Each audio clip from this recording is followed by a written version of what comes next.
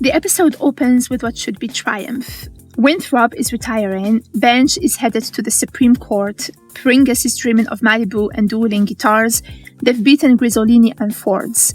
Then the judge drops the bomb. Omni is secretly owned by Pringus's evil ex-stepdad. Conflict of interest, they're removed. That twist is crucial. It strips them of prestige.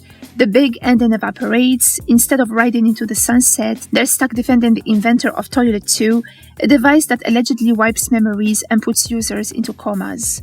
On paper, Toilet 2 is ridiculous. Vegas tested, coma-inducing, memory erasing. More than 20% of users suffer brain damage, but narratively, it's the thesis of the finale. Toilet 2 erases who you are, and everyone in this episode is flirting with that idea.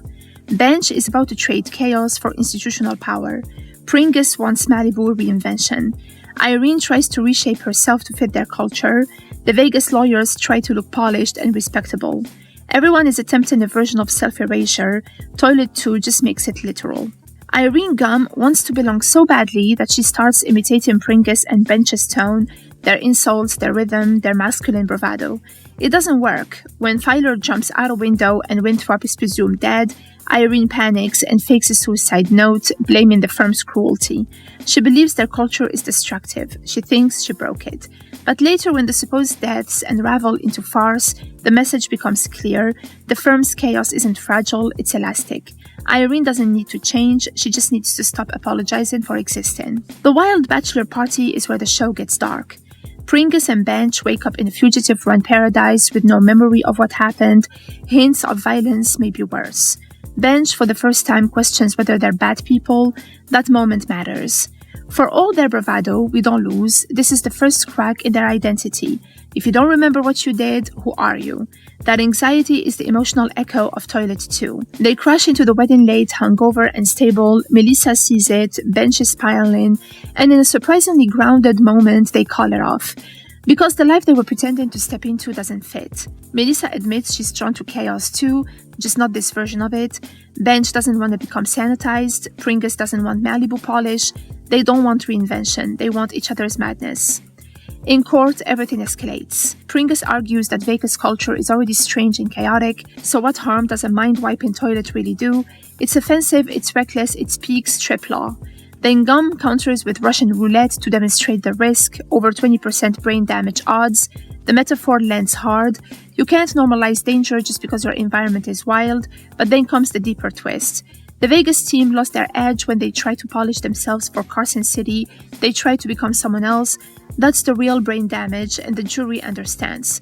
They win, not because Toilet 2 is safe, but because identity shouldn't be erased by shame or pressure. Even after the win, Pringus feels empty. No Malibu, no prestige, no Supreme Court connection.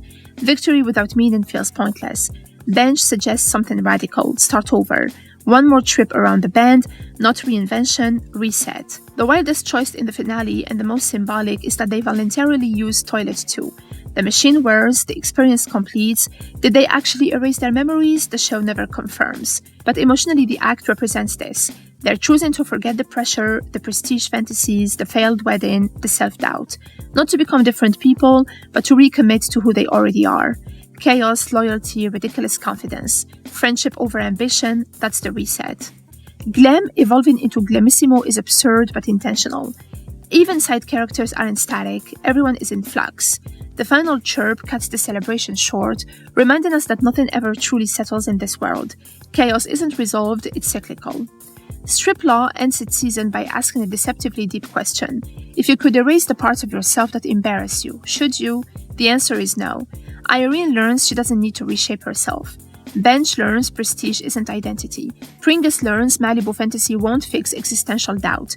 The Vegas lawyers learn polish isn't authenticity. Toilet 2 is dangerous because it removes memory. But memory, even messy, humiliating, morally questionable memory, is what makes you, you. They don't win because they're good, they win because they refuse to become someone else. The wedding is gone, the prestige path is gone, Winthrop is gone, the firm survives. And in true strip law fashion, they celebrate not growth but acceptance. They are chaos, they always will be, and somehow that's enough.